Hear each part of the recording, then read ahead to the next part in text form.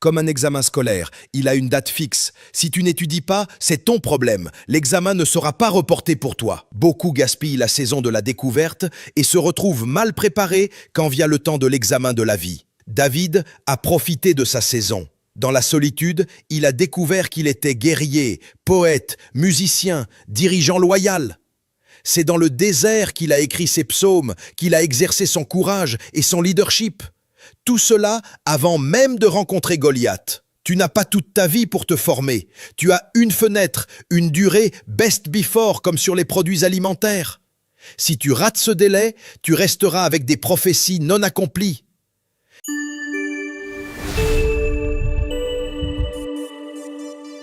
Si tu ne sais pas discerner les saisons, tu vas les gâcher. Si tu ne distingues pas les moments que Dieu t'offre, ils passeront sans rien produire pour toi. Laisse-moi le redire. Quand on ne discerne pas une saison, on la gaspille. Et si on ne sait pas l'identifier, elle ne nous profite pas. Parlons de la première grande saison, la saison de la découverte et de la préparation. C'est le moment où Dieu lui-même, par sa parole, par son esprit et au moyen d'hommes et de femmes qu'il envoie, te prend par la main, si tu le laisses faire, pour te conduire sur des chemins qui te mènent à la découverte et à la préparation en vue de la destinée prophétique qu'il a prévue pour toi. Dans cette phase, il commence à te donner des révélations. Même si tu n'es pas encore sauvé, quand tu entres dans cette saison, des choses inhabituelles commencent à t'arriver. L'esprit te pousse, te travaille intérieurement. Il n'attend pas un culte du dimanche pour te toucher. Tu peux étouffer ce pressentiment, mais sache qu'il cherche à t'aider, à tirer parti de cette fenêtre de grâce. Tous les hommes y ont droit, idolâtres compris. Personne n'a d'excuse. Chacun, au moins une fois, reçoit un signal du ciel. Tu te mets à rêver de façon répétée pendant des semaines. Tu tombes sur des ressources que jusque-là, tu n'aurais même pas regardées. Tout cela, c'est le Saint-Esprit qui attire ton attention. Tu es dans un kairos. Et il met des mots sur ce que tu vis. La première saison n'est pas la manifestation, c'est la découverte et la préparation. 4 découvertes sont indispensables dans cette saison. Premièrement, découvrir Dieu. Genèse 1:1, au commencement, Dieu. Le commencement de ta destinée commence par Dieu. Daniel 11:32, le peuple qui connaît son Dieu. Dans cette période, le Saint-Esprit te pousse vers la connaissance de Dieu. D'expérience, chez beaucoup de jeunes, cette saison s'ouvre souvent entre le lycée et les études supérieures, comme si la vie avançait par paliers d'une dizaine d'années. Et c'est à cause de cette saison que des parents sensibles à l'esprit choisissent avec soin l'école de leurs enfants. Ce n'est pas forcément la plus prestigieuse, mais celle où se trouve la personne ou l'environnement qui parlera à la destinée de l'enfant. C'est là que commencent parfois les drames. Quand les parents manquent de discernement, ils imposent à l'enfant des choix qui ne viennent pas de Dieu. Avoir un enfant ne donne pas le droit d'en disposer à sa guise. Tant qu'il n'est pas adulte, le parent doit être une sage-femme entre Dieu et l'enfant, demandant direction pour chaque étape afin que, devenu grand, l'enfant poursuive l'itinéraire déjà bien engagé. Imagine si Elkana et Anne n'avaient pas été sérieux avec Dieu. Comment Samuel serait-il venu? Sa naissance a été portée par l'intercession de sa mère. Elle allait prier régulièrement au sanctuaire, mais un jour, la saison a tourné, l'Esprit lui a soufflé une prière inhabituelle et un vœu audacieux. Élie était là pour sceller prophétiquement ce moment. S'il n'avait pas été présent ce jour-là, l'histoire aurait-elle été la même? Quand une saison s'ouvre, Dieu orchestre des alignements mystérieux. Il peut retarder un vol pour que tu rencontres la personne liée à ta destinée. Sur le moment, on ne comprend pas. C'est après coup que tout s'éclaire. Certains ratent leur destinée à une journée près parce qu'ils n'ont pas discerné la saison. Regarde l'eunuque éthiopien. L'Esprit dit à Philippe, « Lève-toi, va ». Le timing compte. La saison de découverte commence par Dieu qui se révèle. Ensuite, il te révèle toi. Deuxièmement, te découvrir toi-même. Tu n'as pas toute la vie pour ça. Il y a un à consommer de préférence avant dans le calendrier de Dieu. L'expression de ta destinée a été calculée dans le temps. Si tu perds ces années, il faudra une miséricorde particulière pour rattraper. Regarde Jérémie. Dès l'enfance, il débat avec Dieu. Jérémie 1,5. Avant que tu ne sortes du sein, je t'ai consacré, je t'ai établi prophète. Verset 6. L'enfant panique, je suis trop jeune. Il croyait devoir prophétiser immédiatement, ignorant qu'il y a des temps et des saisons. Dieu continue, tu iras où je t'enverrai. Ne crains pas, j'ai mis mes paroles dans ta bouche. Je t'établis sur des nations pour arracher, renverser, bâtir, planter. Puis, que vois-tu? Un rameau d'amandier. Tu as bien vu, je veillerai à exécuter ma parole. Autrement dit, pas tout de suite, mais avec vitesse, au moment voulu. J'entends pour quelqu'un ici que ta fenêtre de découverte arrive à son terme. Dieu t'avait accordé un palier de 10 ans pour le connaître en profondeur. Il était prévu que tu te découvres toi-même dans le Christ avec clarté. Il est temps d'accélérer. Troisièmement, dans cette saison, tu découvres tes capacités, tes dons et tout dépôt spirituel que Dieu a placé en toi. Ce sont les outils par lesquels il fera jaillir sa gloire à travers ta vie. Mais si tu ignores qu'ils sont là, tu ne les affûteras jamais. Moïse devait savoir que son bâton serait requis. David ne s'est pas exercé pour la première fois contre Goliath. Il maniait déjà la fronde au désert sans se douter que cet instrument, apparemment insignifiant, l'introduirait sur la scène. Quatrièmement, et nous y reviendrons, tu dois identifier ton rôle prophétique dans le grand dessein de Dieu. Mais retiens ceci pour l'instant, cette première saison n'est ni glamour ni public. C'est l'atelier de Dieu où l'on apprend qui est Dieu, qui tu es, ce qu'il a déposé en toi et pourquoi il t'a envoyé. Souviens-toi de la veuve dans 2 Rois 4, 1 à 2. Son mari, pourtant prophète et craignant Dieu, est mort endetté. Les créanciers veulent prendre ses 2 fils comme esclaves. Elle vient vers Élisée. Remarque la question du prophète. Qu'as-tu à la maison ? Dans les saisons de découverte, 2 choses doivent être identifiées. Ce qui est dans ta main et ce qui est dans ta maison. L'un et l'autre seront utilisés par Dieu.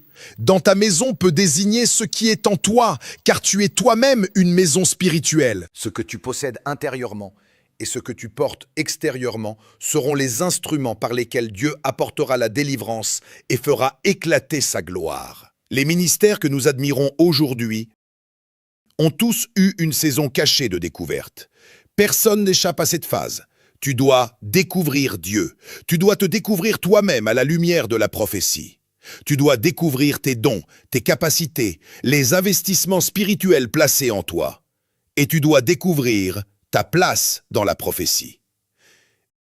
Voilà les 4 piliers. Regarde en arrière ta propre vie. Enfant, n'as-tu pas eu des aperçus de ton futur? Des rêves qui ne t'ont jamais quitté, même si personne n'a su les interpréter correctement? Joseph voyait le soleil, la lune et 11 étoiles s'incliner devant lui. Peut-être as-tu eu des visions semblables, mais tes parents, par manque de discernement spirituel, ne les ont pas comprises. Ces indices te montraient pourtant la voie. Certains auraient dû choisir leurs études en fonction de ces indices prophétiques, mais faute d'accompagnement, ils ont pris une autre direction. Ne culpabilise pas, mais comprends, discerner tôt réduit le poids de la destinée. Élisée cultivait la terre, mais en lui résonnait une autre voix. Tu es fait pour plus. Son avenir n'était pas l'agriculture, mais les nations. Même avant que tu entres pleinement dans la mission de Dieu, c'est lui qui travaille déjà en toi. Cette envie inexpliquée de prier, c'est son œuvre. Même sans enseignement spécifique, tu avais soif. Pourquoi? Parce que ton futur ministère l'exige. Tu croyais que c'était un simple trait de caractère, mais c'était Dieu qui façonnait tes appétits. Certains ici n'ont pas grandi dans des familles strictes ni disciplinées. Pourtant, ils n'ont jamais eu de passé de débauche. Pourquoi? Parce que Dieu les a gardés pour la prophétie. Alors que d'autres cédaient aux tentations, Dieu t'a préservé. Il ne t'a pas laissé te perdre, car il fallait que ton ventre spirituel reste pur pour porter ce qu'il allait déposer. C'est Dieu qui agit en toi. Beaucoup ici peuvent témoigner. Enfant, tu prenais un bâton, tu allais derrière la maison et tu prêchais. Ce n'était pas du théâtre, ce n'était pas un jeu, c'était déjà Dieu à l'œuvre. Quand Dieu commence à s'associer à ta destinée, il devient presque impossible de l'ignorer.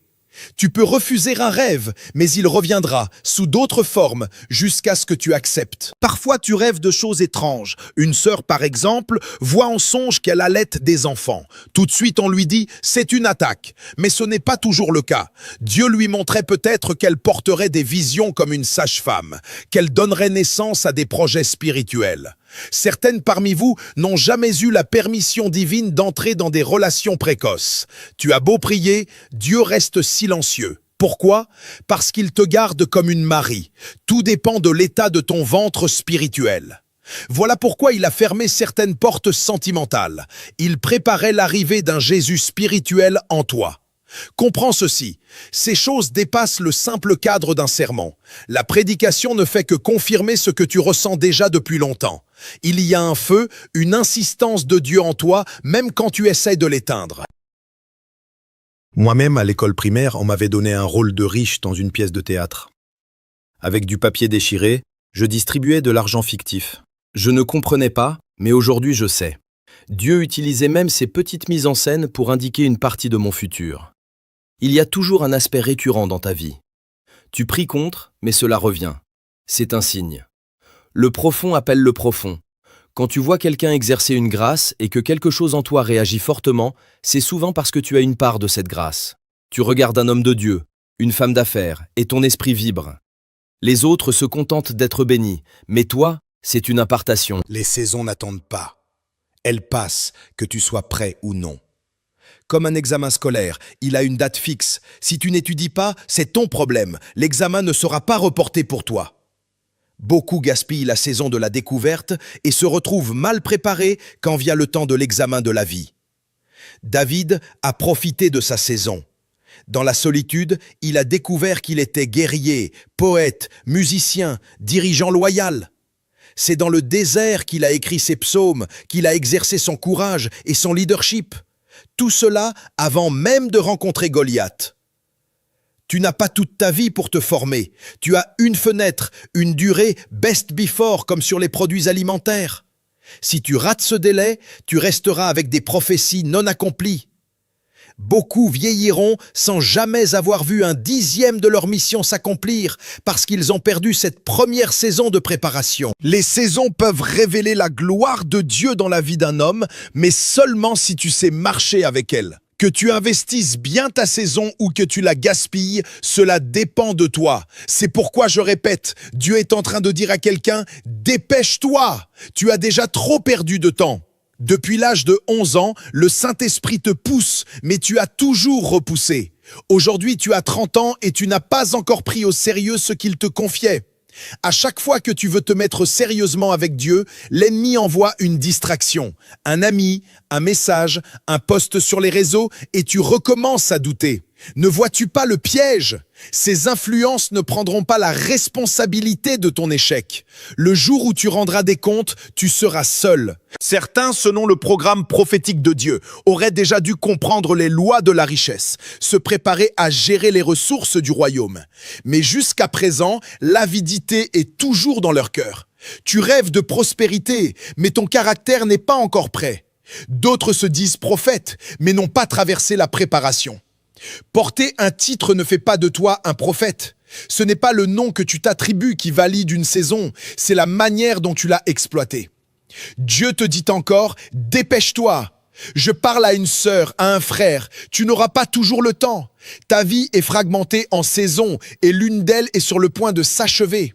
Si on te faisait passer ton examen spirituel aujourd'hui, tu échouerais lamentablement.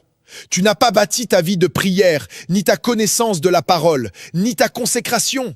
Tu n'as pas de stature. Tu n'as pas découvert Dieu, ni toi-même, ni tes dons, ni ta place prophétique. Voilà les 4 découvertes nécessaires. Découvrir Dieu, te découvrir toi-même à la lumière de la prophétie, découvrir tes dons, tes capacités et les investissements spirituels en toi, découvrir ta mission prophétique dans le plan de Dieu. Si tu rates cela, tu auras gaspillé ta saison de préparation. Il y a des gens qui ont été appelés pour chanter, mais ils se contentent de dire « j'ai une belle voix ». L'esprit leur parle sans cesse, mais ils résistent. À l'église, quand une chorale entonne un chant, tout le monde adore, mais eux se voient déjà en train de conduire l'assemblée. Ce n'est pas de l'imagination, c'est l'Esprit qui les interpelle. Pourquoi gardes-tu ce don? Les chants qui doivent sortir de toi sont des échelles pour conduire les âmes vers la présence de Dieu. Chaque fois que tu vois quelqu'un dans sa saison de manifestation et que ton esprit résonne fortement, c'est parce qu'il y a une part de ton appel qui t'est révélée. Le profond appelle le profond. Ce n'est pas juste de l'admiration, c'est un transfert. Moi, je me souviens des années où je regardais Reinhard Bonnke, T.L. Osborne et d'autres généraux de Dieu. Pour d'autres, c'était un simple message. Pour moi, c'était comme si je retrouvais un membre de ma famille. Mon esprit brûlait. Je ne pouvais pas expliquer, mais je savais que quelque chose en moi répondait. Aujourd'hui, je comprends. C'était le même profond qui appelait. Parfois, tu culpabilises parce que tu n'es pas comme les autres. Tu pries beaucoup, tu jeûnes, mais tu ressens plus d'attrait pour les affaires, la stratégie, l'organisation. Peut-être que ton rôle n'est pas d'être pasteur, mais d'être un apôtre financier. Ton équipement n'est pas le même que celui de ton voisin. N'essaie pas de copier. Reconnais ton allocation spirituelle. Quand Marie a rencontré Élisabeth, l'enfant dans son ventre a bondi. C'est ainsi que cela se passe dans l'esprit. Quand tu croises ton modèle ou ton canal, ton esprit réagit. Tu ne choisis pas tes modèles, c'est la profondeur en toi qui les désigne. Ce n'est pas une question de style de prédication ou d'éloquence, c'est une question d'allocation prophétique. Voilà pourquoi Dieu a placé différents ministères, différentes églises, différents programmes. Chacun correspond à une portion prophétique du corps.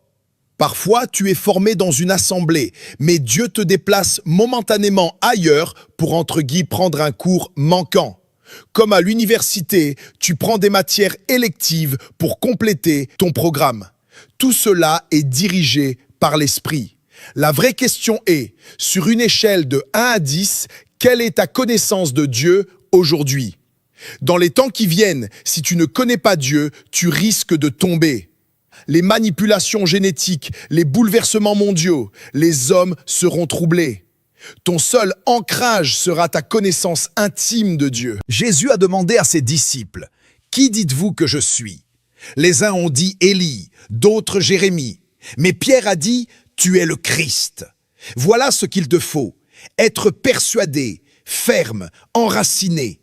Homme de Dieu, avant de rencontrer Jeannès et Jean Bresse, assure-toi de savoir discerner Dieu.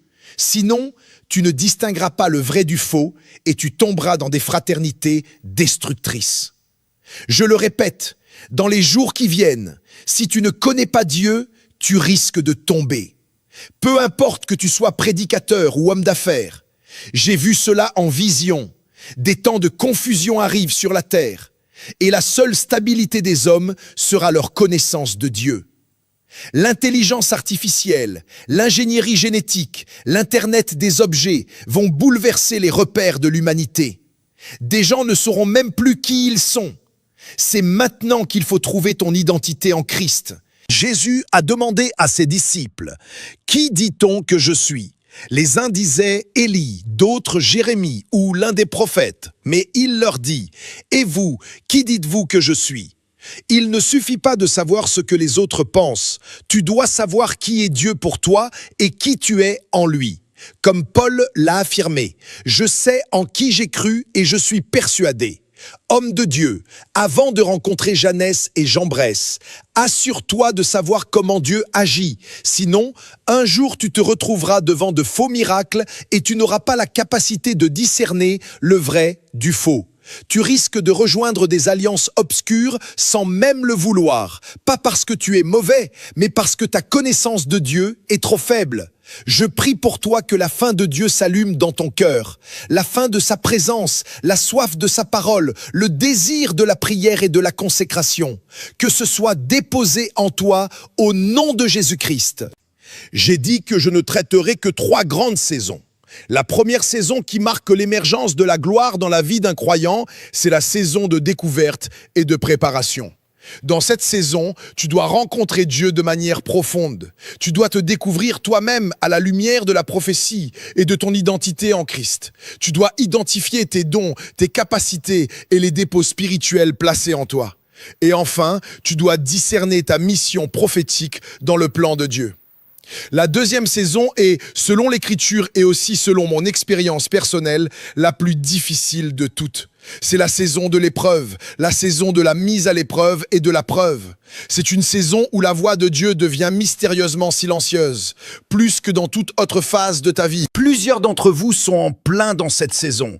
J'ai souvent enseigné que le silence de Dieu est lui-même un langage. Quand Dieu se tait, il te parle. Et si tu ne comprends pas ce langage, tu risques d'être frustré. Satan sait que c'est une saison où Dieu se tait souvent, et il en profite pour amplifier d'autres voix afin de te dérouter. Deutéronome 8 nous donne une image de cette saison. Quand ton argent, tes troupeaux, tes biens commencent à se multiplier, il y a un danger de t'enorgueillir et d'oublier le Seigneur ton Dieu. Alors il t'emmène par un grand et terrible désert, rempli de serpents brûlants, de scorpions, de sécheresse et de manque d'eau. C'est lui qui t'y conduit, non pas par négligence, mais pour te façonner. J'aurais cru qu'être conduit par Dieu me mènerait dans des pâturages verdoyants uniquement. Mais non, parfois, son chemin passe par des déserts. Le texte dit que c'est lui qui t'a conduit dans ce désert terrible. Et pourquoi? Pour t'humilier et pour t'éprouver, afin de te faire du bien à la fin. Si Dieu avait dit à Joseph à l'avance, tu passeras par une fosse, par la maison de Potiphar, par une prison, puis encore une autre prison, et tu attendras des années avant de devenir Premier ministre, Joseph lui-même aurait dit, Seigneur, donne cette mission à quelqu'un d'autre.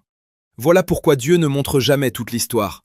Il te donne la fin, l'image glorieuse, mais il cache les étapes douloureuses. Sinon, tu abandonnerais avant même de commencer. Ces saisons viennent parfois à travers des événements tragiques ou inexplicables. La perte d'un être cher, la perte d'un emploi, un échec inattendu. Ce n'est pas toujours Dieu qui les provoque, mais il peut les utiliser pour t'introduire dans cette école. Comment savoir que tu es dans cette saison ? D'abord, ton intégrité est intacte.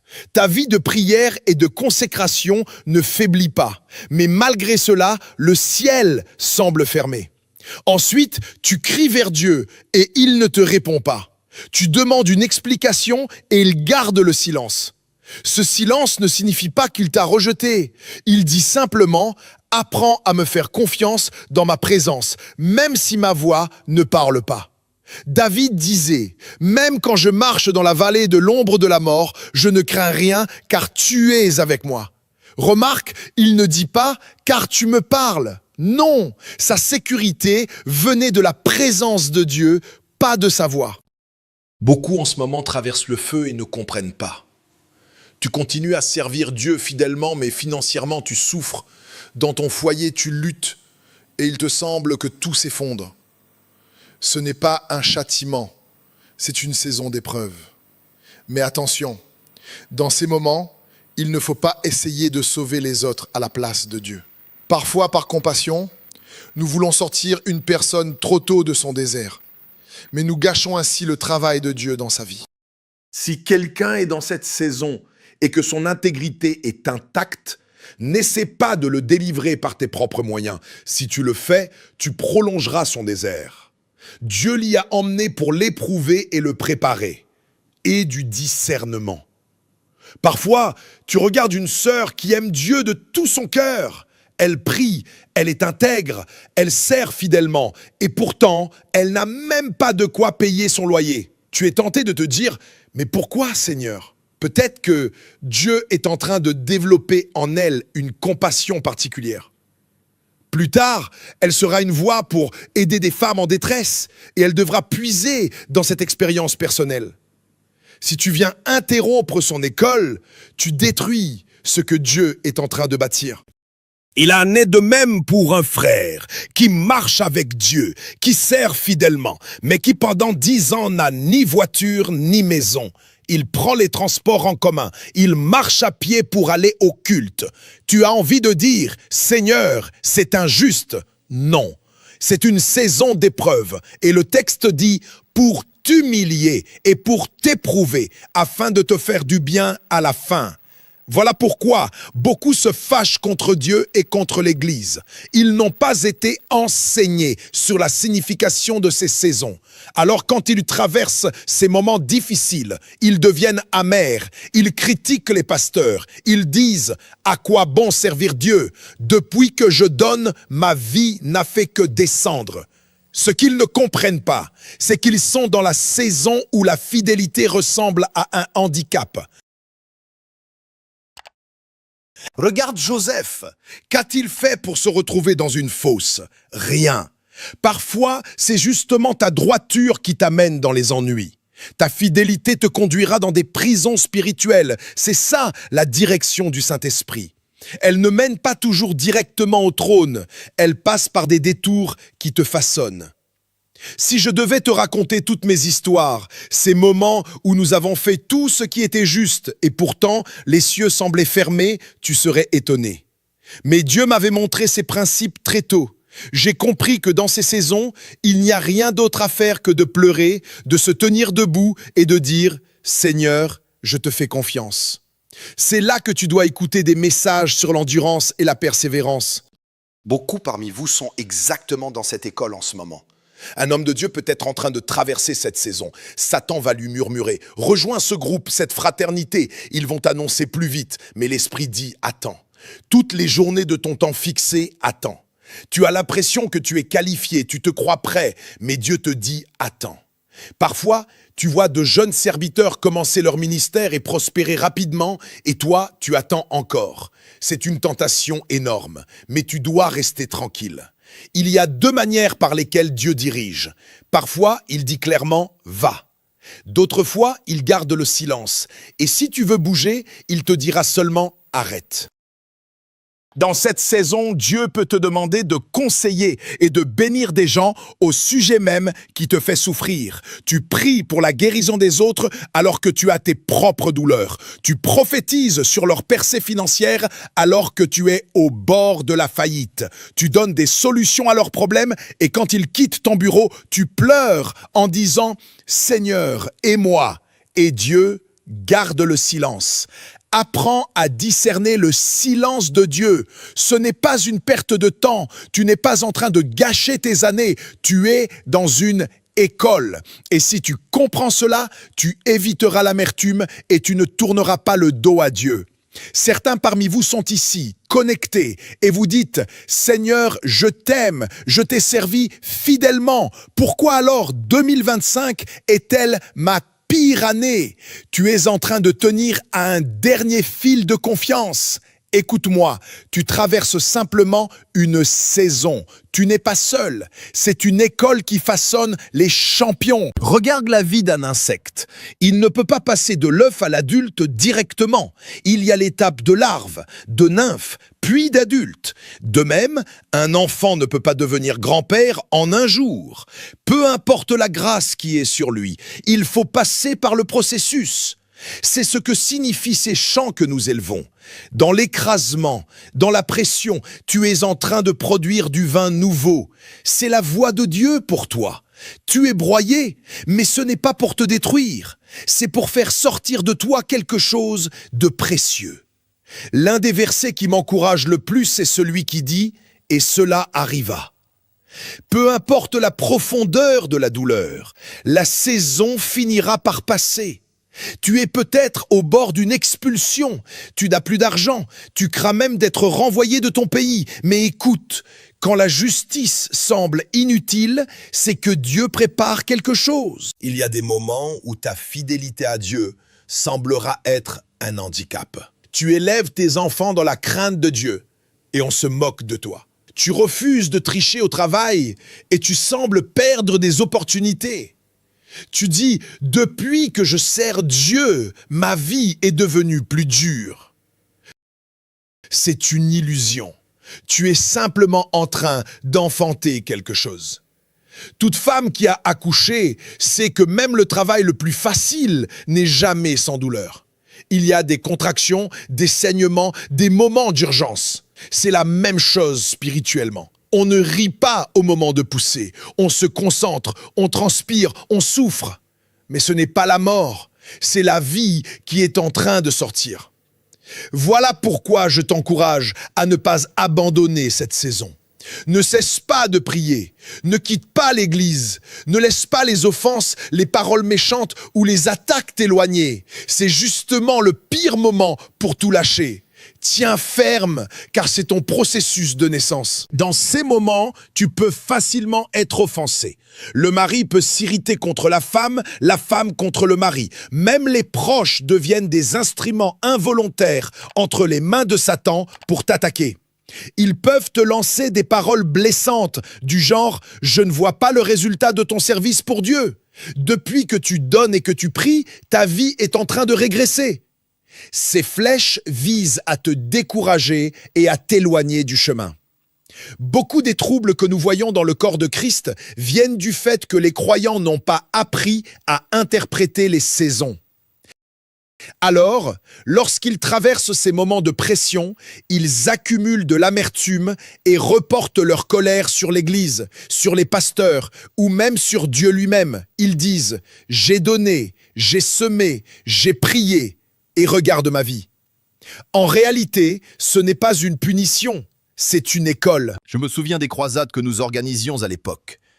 Nous prêchions de tout notre cœur. Nous voyions la puissance de Dieu à l'œuvre, des âmes sauvées, des miracles éclatants. Et pourtant, à la fin, il n'y avait pas assez d'argent pour payer la sonorisation. À peine 150 000 naira. Peux-tu imaginer ça? Dieu se manifeste de manière grandiose devant tout le monde et ensuite, toi, tu risques la prison pour une facture à payer. Tu te demandes, Seigneur, pourquoi ne pas m'avoir donné cette petite somme? Et c'est là que tu réalises que Dieu est en train de bâtir une profondeur en toi, une mémoire spirituelle que tu utiliseras plus tard pour compatir avec les autres. La véritable compassion n'est pas naturelle à l'homme. Elle vient souvent de ce qu'il a traversé. C'est pourquoi quand tu vois une personne tupide ou insensible, laisse-la tranquille. Elle n'a pas encore expérimenté certaines profondeurs de la vie. Mais le jour où elle passera par la vallée de l'ombre de la mort, le jour où elle sera face à un mur et dépendra entièrement de la grâce de Dieu, son langage changera. Elle deviendra douce et compatissante envers ceux qui souffrent. Beaucoup de choses que je fais aujourd'hui viennent de ces expériences du passé. Quand j'enseigne, je le fais avec passion parce que je sais ce que c'est d'être brisé, de se retrouver sans rien et de devoir quand même se tenir debout pour proclamer la fidélité de Dieu. Voilà pourquoi j'aime ce chant. Là où il y a du vin nouveau, il y a une puissance nouvelle, il y a une liberté nouvelle, le royaume est là. J'abandonne mes flammes anciennes pour porter ton feu nouveau aujourd'hui. Ce n'est pas qu'un chant, c'est une proclamation spirituelle. Comprends ceci, la saison de l'épreuve accomplit 3 choses essentielles dans ta vie. Premièrement, elle t'amène à reconnaître combien ta propre force est limitée et insuffisante sans la miséricorde de Dieu. Tant que tu crois encore que tu peux réussir uniquement par ton intelligence, ton éloquence ou tes connexions, Dieu permettra que tu sois confronté à tes limites. C'est ainsi que tu apprends à échanger ta faiblesse contre sa force. Deuxièmement, cette saison dépose en toi la compassion. Quand tu as toi-même connu la douleur, la faim, le rejet ou la solitude, tu ne juges plus les autres à la légère. Tu comprends ce que signifie consoler et soutenir. C'est pourquoi la Bible dit « Consolez les autres par la consolation dont vous avez été consolés. » Troisièmement, elle bâtit en toi la confiance. Pas seulement la foi, mais une confiance inébranlable en Dieu. Tu apprends à ne plus paniquer devant les tempêtes. Tu comprends que même si tu traverses le feu, tu ne seras pas consumé car il est avec toi. C'est cette assurance qui fait des hommes et des femmes de stature. David, après avoir traversé ses propres vallées, pouvait dire « Je me couche et je m'endors, je me réveille, car l'Éternel me soutient. » Ce n'était pas un slogan, c'était le fruit d'expériences douloureuses où il avait vu la fidélité de Dieu.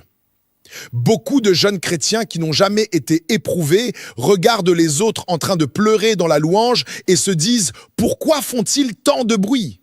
Mais attends qu'ils passent par le feu, qu'ils perdent des êtres chers, qu'ils traversent des nuits de silence divin, et tu verras comment ils se prosterneront avec larmes dans la présence de Dieu. Oui, un jour, toi aussi, tu monteras sur l'estrade plein de confiance, persuadé que tu es oint, et rien ne se passera. Tu essaieras de forcer la puissance, mais rien. Tu descendras humilié, et Dieu permettra que quelqu'un te dise « Mais tu n'es pas si puissant que ça finalement ».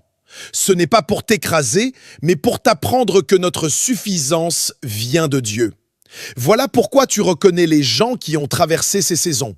Ils ne parlent pas beaucoup, ils ne se vantent pas, ils ne méprisent pas les autres. Ils savent ce que c'est que de dépendre uniquement de la miséricorde de Dieu. En résumé, l'épreuve te montre la fragilité de ta force humaine, elle te rend compatissant et elle développe en toi une confiance inébranlable en Dieu. Tant que ces trois choses ne sont pas établies en toi, la saison ne se termine pas. Peu importe que cela prenne 10 ans, tu la répéteras encore et encore jusqu'à ce que le travail soit accompli. Ce n'est qu'après cela que tu pourras émerger et être établi dans la gloire. Car Dieu ne confie jamais une grande destinée à quelqu'un qui n'a pas appris à se soumettre à son école. C'est pour cela que les Écritures disent « Consolez les autres avec la consolation que vous-même avez reçue ». Celui qui n'a pas été brisé par Dieu a du mal à compatir sincèrement. Mais une fois que tu es passé par le feu, chaque fois que tu rencontres quelqu'un dans la souffrance, il y a en toi un souvenir, une trace de ce que tu as vécu,